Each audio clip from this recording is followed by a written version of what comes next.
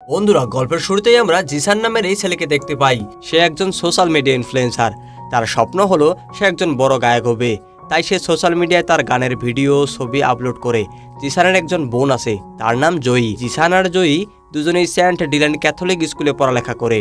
একদিন জিসানের বাবা মা তাদেরকে স্কুলে ছাড়তে আসেন, আর এখানেই আমরা সারা নামের এই মেয়েটিকে দেখতে পাই, যে কিনা জয়ীর রুমমেট ছিল। তবে জিসান আর সারা এরা দুজনকে বেশ পছন্দ করত।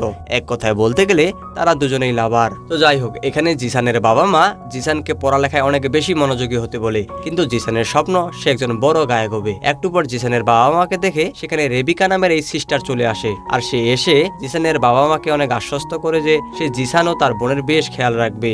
এরপর রেবিকা তাদের স্কুলের নতুন শিক্ষিকা সোফিয়ার সাথে দেখা করতে যায়, কারণ তিনি আজ অন্য এক স্কুল থেকে ট্রান্সফার হয়ে এই স্কুলে এসেছেন। আর ইনি হলেন সোফিয়া। রেবিকা সোফিয়াকে স্কুলের সব নিয়ম কানুন সম্পর্কে খুলে বলেন। তিনি বলেন যে স্কুলের ভিতর মেকআপ আর লিপস্টিক লাগানো সম্পূর্ণ নিষেধ। আর এটা শোনার পর সোফিয়া তার লিপস্টিক টিস্যু দিয়ে মুছতে থাকেন। যখন রেবিকা সোফিয়াকে স্কুল ঘুরে দেখাচ্ছিল, ঠিক তখন রাস্তায় জিসানের সাথে তাদের দেখা হয়। জিসানকে দেখে সোফিয়া অনেক ইমপ্রেস হয়ে যায়, আর এখানে সোফিয়া জিসানের দিকে অপলূপ দৃষ্টিতে তাকিয়েছিল। একটু পর সোফিয়া তার রুমে এসে ল্যাপটপে জিসানের ভিডিও ও ছবি দেখতে থাকে।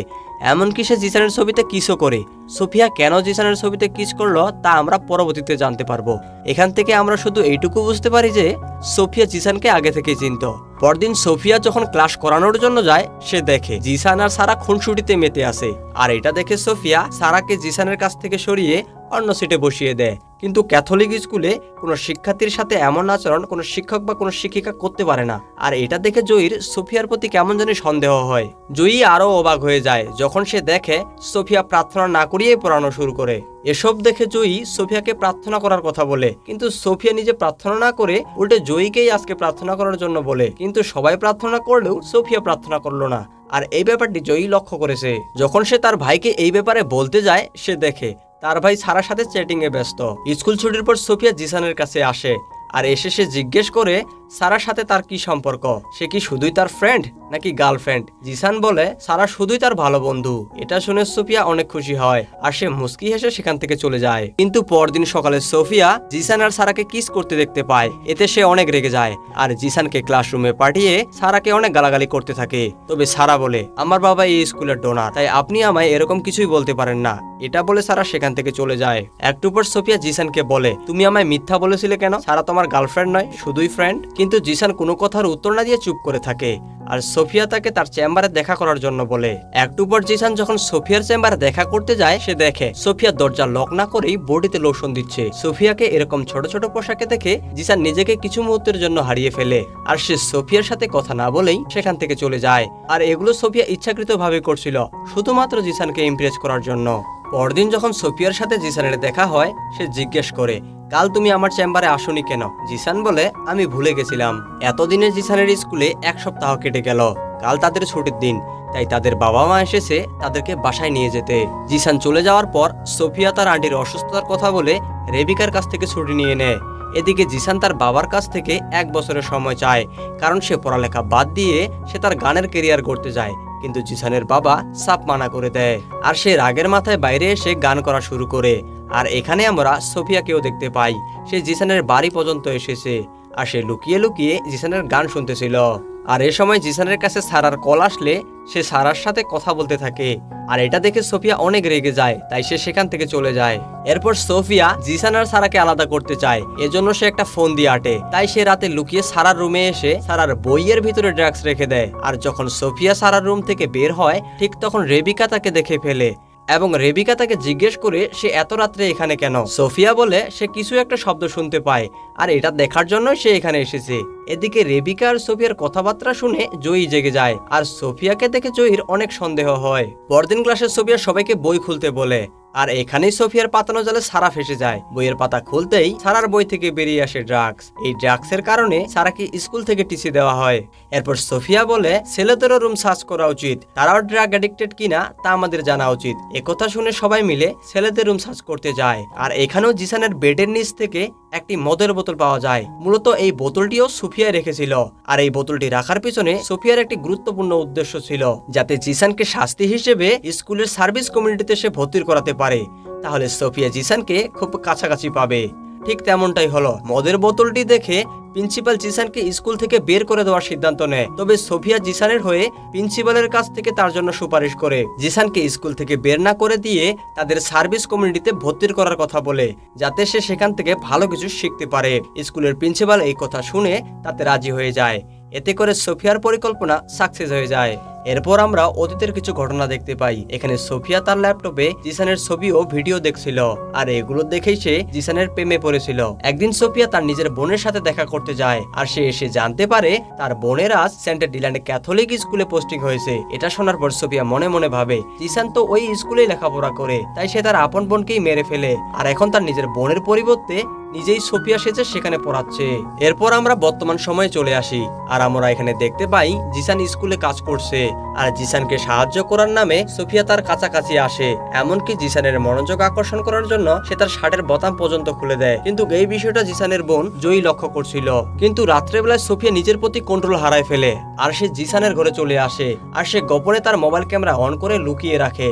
তবে জিসানের ঘুম ভাঙলে সে সোফিয়াকে দেখে অবাক হয়ে যায়, আর সোফিয়া খুব তাড়াতাড়ি জিসানের কাছে এসে তাকে কিস করতে থাকে। প্রথমে জিসানের সব পাপ বলে সোফিয়াকে মানা করতে থাকে, কিন্তু একটা সময় জিসানও তার কন্ট্রোল হারিয়ে ফেলে, আর সোফিয়ার সাথে সে ইন্টিমেট হয়ে যায়। পরদিন সকালে জিসান এসবের জন্য অনেক অনুতপ্ত হয়, আর গির্জায় ঈশ্বরের কাছে গিয়ে সে এসবের জন্য ক্ষমা চায়। কিন্তু একটু পর সোফিয়াও এখানে চলে আসে, আর জিসানের কোলে উঠে বসে। ঠিক এখানেও আবার জিসানের সাথে সে ইন্টিমেট হয়ে যায়। ঠিক এক সপ্তাহ পার হলো, জিসান আবারও ছুটিতে বাসায় ফিরে আসে, আর আজ সারার জন্মদিন। তাই সারা জিসানকে তার জন্মদিনের পার্টিতে আসার জন্য বারবার মেসেজ দিতে থাকে।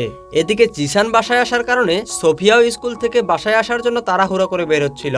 যখন সোফিয়া স্কুল থেকে বের হয়ে আসছিল, ঠিক তখন রেবিকাকে অন্য এক স্কুলের ফাদারের সাথে সোফিয়ার ব্যাপারে কথা বলতে শুনতে পায়। এই ফাদার সোফিয়াকে খুব ভালোভাবে চিনত। এসব শোনার পর সোফিয়া অনেক ঘাবড়ে যায়।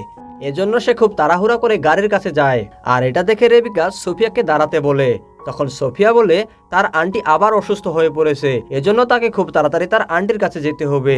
তাই সে তাড়াহুড়া করে বাসায় যাচ্ছে। ঠিক রাতের বেলা জিসান তার বাবাকে সারার পার্টিতে যাওয়ার কথা বললে জিসানের বাবা মানা করে দেয়, কিন্তু জিসান তার বাবার অবাধ্য হয়ে সে সারার পার্টিতে চলে যায়। এই পার্টিতে জিসানকে সারা অনেক মদ্যপান করায়। এরপর সারা জিসানকে একটি রুমে নিয়ে যায়, আর তার সাথে অনেক ইন্টিমেট হওয়ার চেষ্টা করে। কিন্তু জিসানের সোফিয়ার সাথে কাটানো মুহূর্তগুলো মনে পড়ছিল, এজন্য সে সারার সাথে কোনোভাবেই ইন্টিমেট হতে পারছিল না। এজন্য জিসান মদ্যপান করতে করতে সেখান থেকে চলে যায়। কিন্তু জিসান খুলেআম মদ পান করার কারণে পুলিশ তাকে ধরে ফেলে। ঠিক এ সময় সোফিয়া এখানে চলে আসে, আর সে পুলিশকে বলে জিসান মেন্টালি অনেক অসুস্থ। সোফিয়া পুলিশদেরকে নানাভাবে বুঝিয়ে কনভিন্স করে। এরপর জিসান বলে সে মাতাল অবস্থায় বাড়ি ফিরতে পারবে না। এই সুযোগে সোফিয়া জিসানকে হোস্টেলে নিয়ে যায়। অপরদিকে আমরা দেখতে পাই জিসানের মা তার বাবাকে বোঝাচ্ছিল যে জিসানের ইচ্ছাগুলোকে আমাদেরকে দাবিয়ে রাখা উচিত নয়। জিসান যা করতে চায় তার কাজে আমাদেরকে উৎসাহিত করা উচিত। অনেক ভাবনা চিন্তার পর জিসানের বাবাও এই কথায় রাজি হয়ে যায়। এদিকে জিসানের সামনে সোফিয়া কাপড় চেঞ্জ করতে থাকে। এখানে জিসান খুব ভালোভাবে বুঝতে পারে সোফিয়া তার প্রতি নজর রাখছে, আর সে তার সুযোগ নিচ্ছে। এজন্য জিসান সোফিয়ার উপর অনেক রেগে যায়। সে বলে সে তার সাথে আর কখনো মেলামেশা করবে না। এই কথা বলে সোফিয়াকে রুমে রেখেই সে বাইরে চলে আসে। এদিকে জিসানের বাবা তাকে খুঁজতে খুঁজতে তার কাছে চলে আসে, আর জিসানের কাছে এসে তার ভুল স্বীকার করে আর বলে, ঠিক আছে, তুমি যা করতে চাও তা করতে পারো, আমি আর তোমার কোনো কাজে বাধা দেব না। এটা শোনার পর জিসান তার বাবাকে জড়িয়ে ধরে। পরদিন জয়ী আর জিসান যখন স্কুল যাচ্ছিল, এখানেও সোফিয়া জিসানকে ফলো করছিল। একটু পর সোফিয়া এখান থেকে চলে যায়, কিন্তু জয়ী বুঝতে পারলো কেউ একজন তাদেরকে ফলো করে চলে গেল। কিন্তু স্কুলে এসে জয়ী অবাক হয়ে যায়। সে দেখে যে গাড়িটা তাদেরকে ফলো করছিল ওই গাড়িটা স্কুলে। এতে জয়ীর আরো কৌতূহল বেড়ে যায়। তাই জয়ী তার কম্পিউটারে ওই গাড়ির নাম্বারটা দিয়ে সার্চ করতে থাকে, এবং সে দেখতে পায় ওই গাড়ির নাম্বারটি আসলে সোফিয়ার নামে রেজিস্টার করা। এবার সে বুঝতে পারলো সোফিয়াই তাদের ফলো করছিল। এদিকে জিসান তার রুমে ঢুকেই দেখে সোফিয়া অজ্ঞান হয়ে পড়ে আছে। সোফিয়ার শ্বাস প্রশ্বাস বন্ধ। তাই সোফিয়াকে সে মাউথ টু মাউথ শ্বাস প্রশ্বাস দিতে থাকে, আর একটু পরে সোফিয়ার জ্ঞান ফিরলে সে হাসতে থাকে। জিসানের বুঝতে বাকি নেই সোফিয়া অভিনয় করছে। তাই জিসান অনেক রেগে যায়, আর সোফিয়ার এসব কর্মকাণ্ডের জন্য প্রিন্সিপালের কাছে নালিশ করতে চায়। কিন্তু সোফিয়া জিসানকে ব্ল্যাকমেইল করে। যদি সে প্রিন্সিপালের কাছে এসব কথা বলে দেয়, তাহলে জিসান সোফিয়ার সাথে কি কি করেছে তা সবাইকে সে বলে দিবে। এটা শোনার পর জিসান অনেক বেশি ভয় পেয়ে যায়। এদিকে রেবিকা সারাকে তাদের স্কুলে আবার নিয়ে আসে, আর এটা দেখে সোফিয়া রেবিকার উপর অনেক রেগে যায়। কিন্তু রেবিকা সোফিয়ার কোনো কথায় পাত্তা না দিয়ে সেখান থেকে চলে যায়। তবে সোফিয়া সারার আসার কারণে নিজের প্রতি কন্ট্রোল হারিয়ে ফেলে, আর সে বিছানার মধ্যে ইচ্ছে মতো ঘুষি মারতে থাকে। আর সে সারাকে মারার সিদ্ধান্ত নেয়। আর সারা যখন গোসল করছিল এ সময় সোফিয়া সারাকে হত্যা করে আর এমন ভাবে গল্প সাজায় যেন এটা একটা অ্যাক্সিডেন্ট ছিল।